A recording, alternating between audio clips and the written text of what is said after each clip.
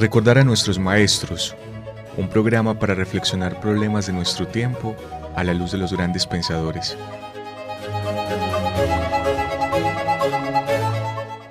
Dirección: Carlos Mario González, profesor de la Universidad Nacional de Colombia, sede Medellín.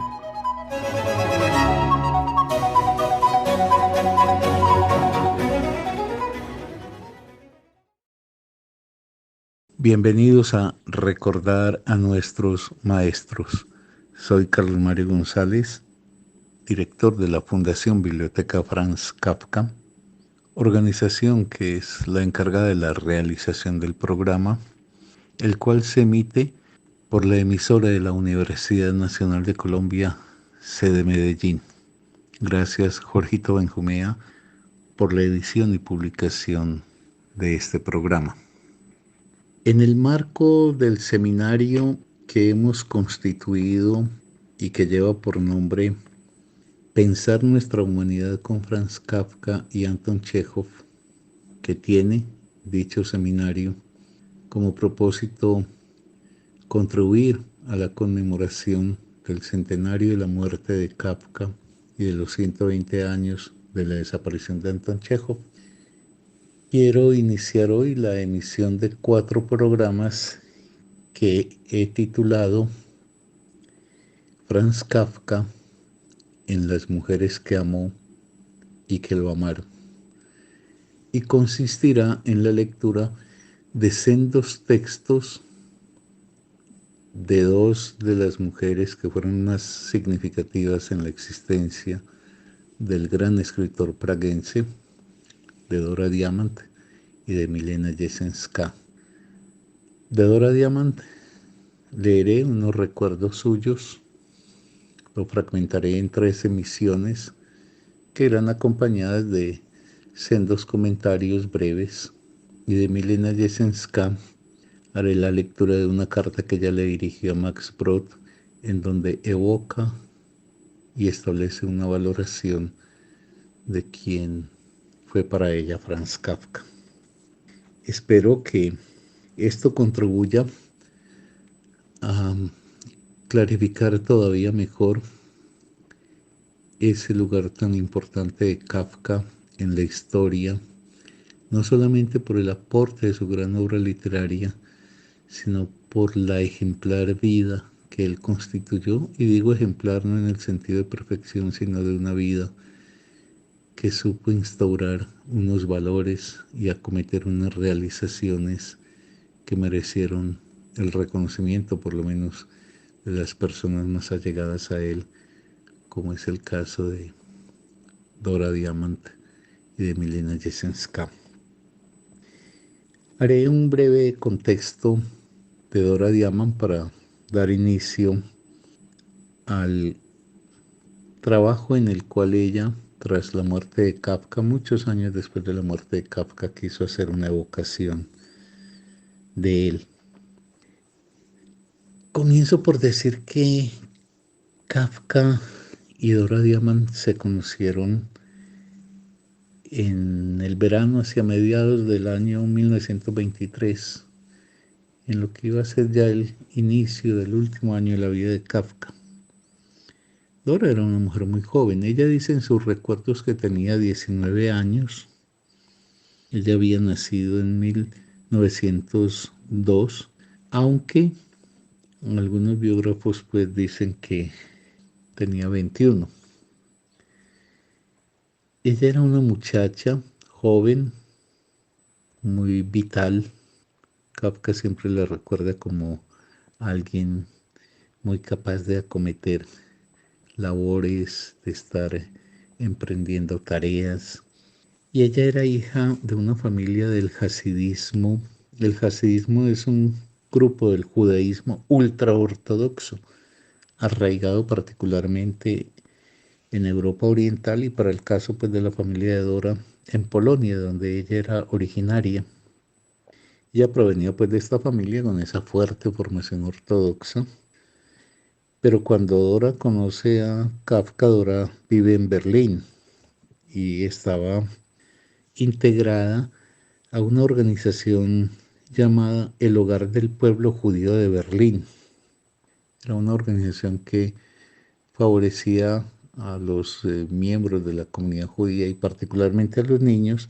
Y en el momento en que ella conoce a Kafka se encuentra en Múrich, en Alemania, en una colonia de verano donde estaban atendiendo a niños, etcétera. Y Kafka estuvo allí por esa misma época, estoy refiriéndome pues al verano del 23, en compañía de Otla y de los dos hijos de Otla. Hay que recordar que Kafka fantaseaba con ir a Palestina y Dora sabía hebreo bíblico. El hebreo bíblico es la lengua en la que los judíos creen que Dios se comunicó con su pueblo. Entonces Dora leía textos bíblicos a Kafka y ahí hay un enganche inicial a través de esa fantasía de Kafka de ir a Palestina y el hecho de encontrarse a una joven que era una convencida de la historia de su comunidad y que tenía la propiedad de leer en Yiddish. A partir de ahí, ellos establecieron una relación que derivó en que Kafka optó por irse a vivir fuera de su familia, que estaba situada en Praga, a Berlín y allí vivió con Dora ese último año. Y fue importantísimo, fue una fortuna que Kafka hubiera encontrado a esta muchacha porque ella fue un apoyo fundamental y un factor de transmisión de mucho ánimo para Kafka en ese último de su vida. Ahora ellos vivieron bajo problemas económicos muy bravos, porque en ese año 1923 pues había una poderosísima inflación que agobiaba a Alemania y eso depreció completamente la pensión de Kafka, altísimos precios en la comida, el combustible, y para decirlo estrictamente ellos vivían por debajo del umbral de pobreza.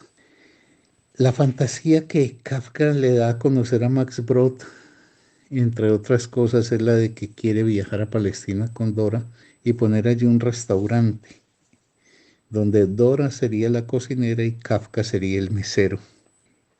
Ellos intentaron casarse. Kafka quiso consumar con ella un vínculo conyugal, cosa que fue muy reiterada en Kafka con Felice, Bauer, con Julie Burisek, y con Dora también intenta implementarlo, pero las autoridades eclesiásticas prohibieron ese matrimonio por el hecho de que Kafka pues no hacía parte de ese grupo estricto del hasidismo. Ese último año fue un año de grave deterioro de la salud de Kafka. Kafka estaba ya casi enmudecido por la tuberculosis de laringe. Incluso hacia el final Kafka le escribe, pero ya no puede hablar y le escribe noticas a Dora y hay una que le dice, ¿cuántos años lo soportarás? ¿Durante cuánto tiempo soportaré yo que tú lo soportes? Y eso también está en relación a lo que al final le escribió a Klopstock, un amigo que lo acompañó junto con Dora en los momentos postreros, le dijo a Klopstock, máteme, si no es usted un asesino. A la hora de la muerte de Kafka, solo Dora y Klopstock estaban presentes ese 3 de junio de 1924 a las 12 del día. Kafka moriría en esa fecha, pero sería enterrado porque lo trasladaron hasta Praga. Sería enterrado el martes 11 de junio de 1924 en el cementerio judío de Praga. Se dice que unas 100 personas acompañaron el féretro de Kafka pues hacia su destino último. En fin, en esa memoria que hace Dora Diamond muchos años después de la muerte de Kafka, uno podría resaltar y decir que es una dolorosa proclama de amor femenino por parte de ella hacia nuestro querido escritor. Klopstock recuerda que ella le dijo, mi querido, refiriéndose a Kafka, estás tan solo, tan completamente solo. No tenemos nada que hacer y estamos aquí sentados y a él lo dejamos allí, solo en la oscuridad, sin cubrirlo. Oh, mi bueno, mi querido. Estas son palabras de Dora tras la muerte de Kafka. Y habría que decir, como cierre de esta pequeña introducción, que las palabras de Dora fueron una expresión de su gran amor por él y de la gran comprensión que tenía de su amado, la soledad que lo poseía y de la cual él intentó dar cuenta en su obra. La soledad, esa soledad, no la del misántropo, sino la del sujeto. Esas palabras de Dora son las palabras del reconocimiento al que siempre Kafka aspiró y que en las palabras que esta muchacha le dirigió, él encontró, así fueran en las postrimerías y obviamente aquellas que él nunca podría ya haber escuchado porque había fallecido. Pero hay algo muy conmovedor en la historia de esta joven que a sus 19 o 21 años establece una relación íntima, profunda, fundamental con un hombre que en ese momento se encontraba en los 40 hacia los 41, que fue la edad en la que finalmente perdimos para siempre a Kafka.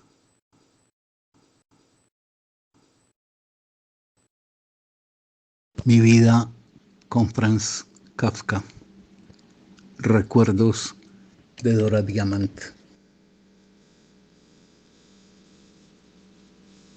Me encontré con Kafka por primera vez a orillas del Báltico durante el verano de 1923. Yo por entonces era muy joven, tenía 19 años y trabajaba como voluntaria en un campamento de vacaciones del Hogar del Pueblo Judío de Berlín, en Múrich, cerca de Stettin. En una ocasión vi en la playa a una familia jugando, los padres y 2 niños. El hombre me llamó especialmente la atención. No podía librarme de la impresión que me causó. Incluso seguía a aquellas gentes hasta la ciudad y después me los volví a encontrar.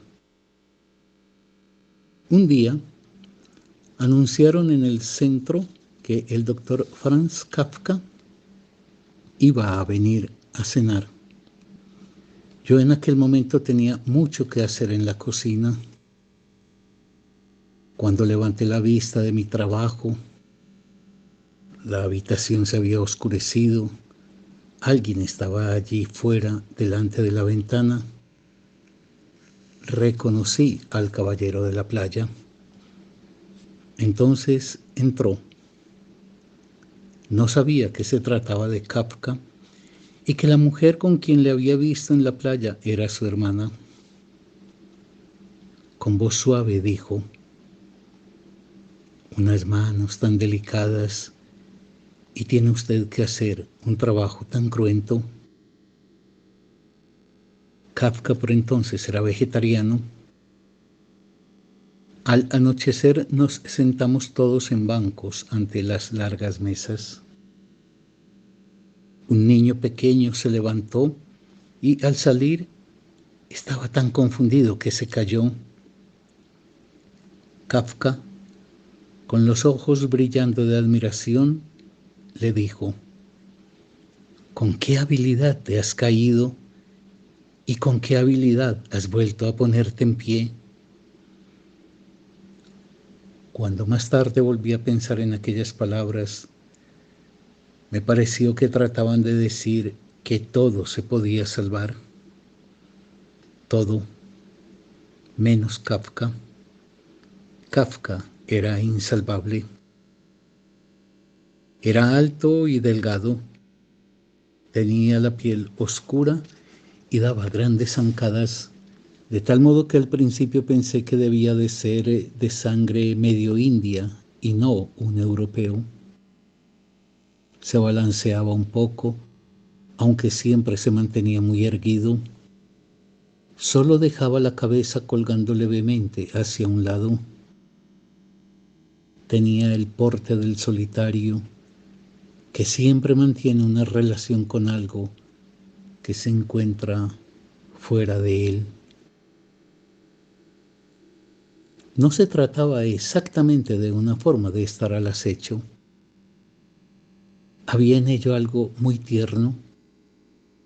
Me inclino a considerarlo como una muestra de su necesidad de comunicarse, como si quisiera decir, solo no soy nada, únicamente en relación con el mundo exterior soy algo. ¿Por qué me causó Kafka una impresión tan fuerte? Yo venía del este, era una criatura oscura, llena de sueños y presentimientos, como surgida de una novela de Dostoyevsky.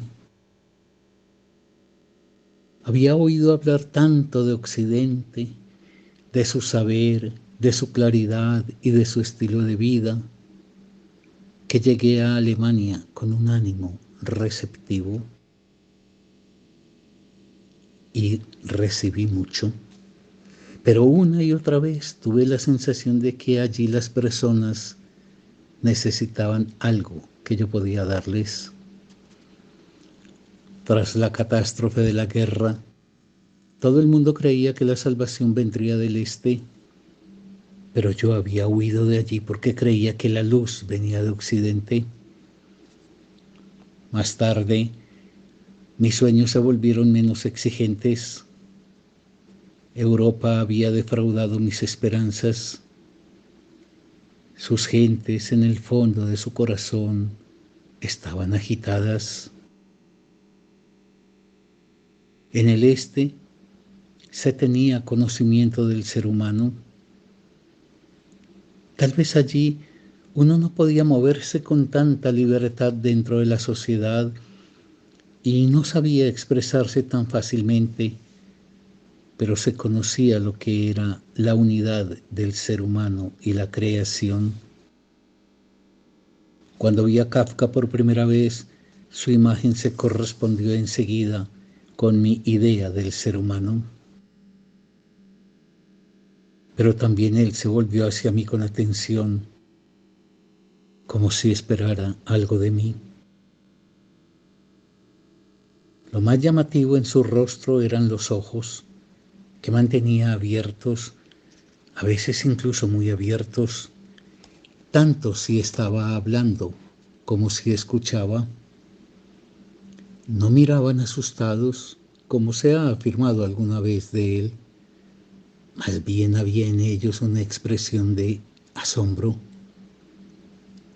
Tenía los ojos marrones, tímidos, y resplandecían cuando hablaba.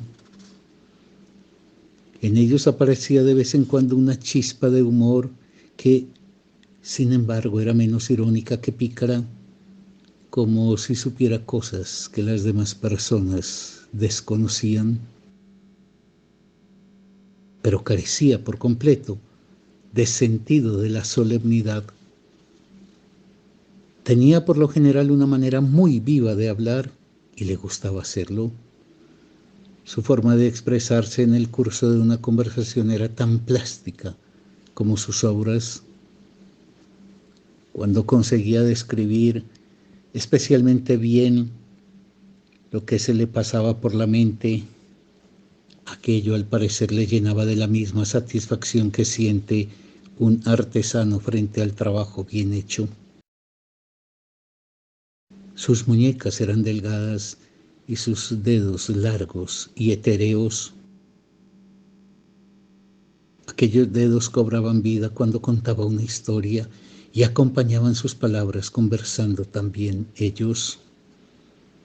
No hablaba tanto con las manos como con los dedos. A menudo nos divertía proyectar sombras en la pared con las manos, para lo que él poseía una habilidad extraordinaria. Kafka estaba siempre de buen humor, le gustaba jugar, era un compañero de juegos nato, siempre dispuesto a cualquier broma. No creo que las depresiones fueran su característica más acusada. No se sucedían con regularidad y en la mayor parte de los casos tenían un motivo directo que se podía determinar con exactitud. Por ejemplo, cuando volvía a casa de la ciudad, entonces a menudo estaba más que deprimido. Todo su ser se revelaba. Fue durante la época de la inflación. Kafka sufría mucho por las condiciones de vida externas, aunque consigo mismo procedía con mucho rigor. En su opinión, no tenía ningún derecho a desentenderse de lo que ocurría a su alrededor. Para él, el camino hasta la ciudad suponía siempre una especie de subida al Gólgota, un esfuerzo que casi lo aniquilaba. Era capaz de hacer cola durante horas, y no solo para comprar algo, sino simplemente porque tenía la sensación de que allí corría sangre de mártir y por tanto también debía correr la suya. Así experimentaba la comunidad con un pueblo desdichado en una época desdichada. Para mí está del todo claro en el tema principal de El proceso, donde condena a K por no querer convertir su existencia en una crucifixión de por vida. Pero no se puede vivir más que en la cruz y frente al Tribunal Superior nadie será absuelto. Esta es mi interpretación. ¿Cómo podría ser de otro modo?, me decía entonces. Ahí tenemos a Helfferich, Hilferding y Rathenau, pero ninguna ayuda y ningún consejo. Le parecía que los hombres no se atrevían a llamar a las cosas por su nombre y que trataban de ocultar toda la tragedia de la vida recurriendo a eufemismos.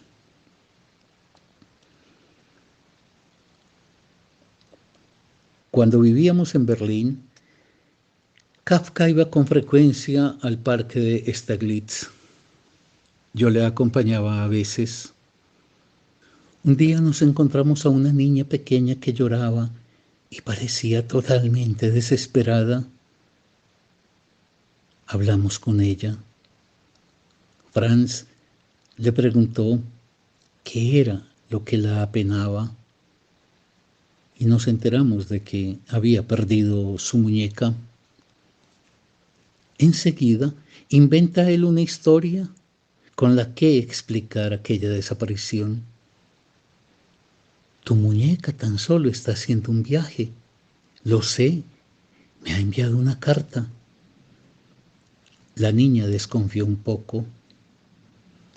¿La has traído? No, la he dejado en casa, pero mañana te la traeré. La niña, ahora curiosa, ya había olvidado en parte su pena, y Franz volvió enseguida a casa para escribir la carta. Se puso manos a la obra con toda seriedad, como si se tratara de escribir una obra. Estaba en el mismo estado de tensión en el que se encontraba siempre en cuanto se sentaba al escritorio, aunque solo fuera para escribir una carta o una postal. Por lo demás era un verdadero trabajo, tan esencial como los otros, porque había que preservar a la niña de la decepción, costara lo que costase, y había que contentarla de verdad. La mentira debía, por tanto, convertirse en verdad a través de la verdad de la ficción.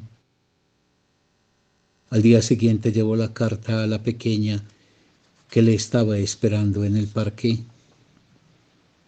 Como la pequeña no sabía leer, él lo hizo en voz alta. La muñeca le explicaba en la carta que estaba harta de vivir siempre en la misma familia y expresaba su deseo de experimentar un cambio de aires. En una palabra, quería separarse por algún tiempo de la niña a la que quería mucho. Prometía escribir todos los días y Kafka, de hecho, escribió una carta diaria en la que siempre informaba de nuevas aventuras que se desarrollaban muy deprisa, de acuerdo con el ritmo de vida especial de las muñecas. Al cabo de unos días, la niña había olvidado la verdadera pérdida de su juguete y yo solo pensaba en la ficción que se le había ofrecido como sustituto. Franz ponía en cada frase de la historia tanto detalle y sentido del humor que el estado en que se encontraba la muñeca resultaba del todo comprensible. La muñeca había crecido, había ido al colegio, había conocido a otras gentes. Aseguraba una y otra vez que quería a la niña, pero aludía a las complicaciones que iban surgiendo, a otras obligaciones y otros intereses que de momento no le permitían retomar la vida en común.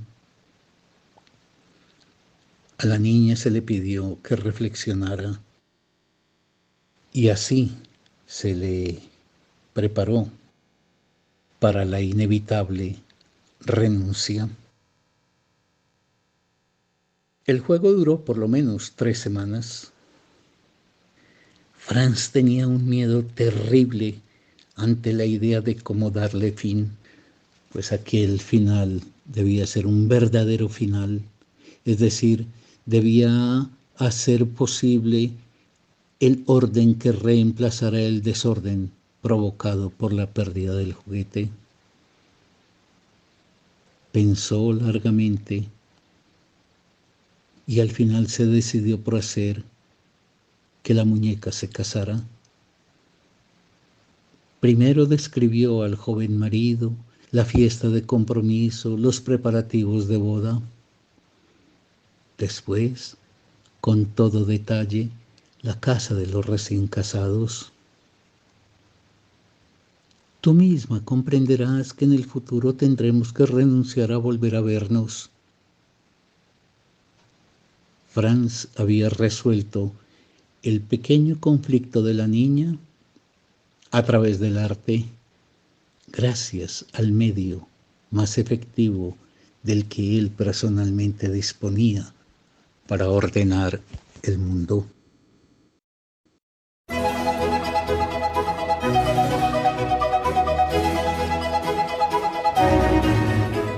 Recordar a nuestros maestros, un programa para reflexionar problemas de nuestro tiempo a la luz de los grandes pensadores.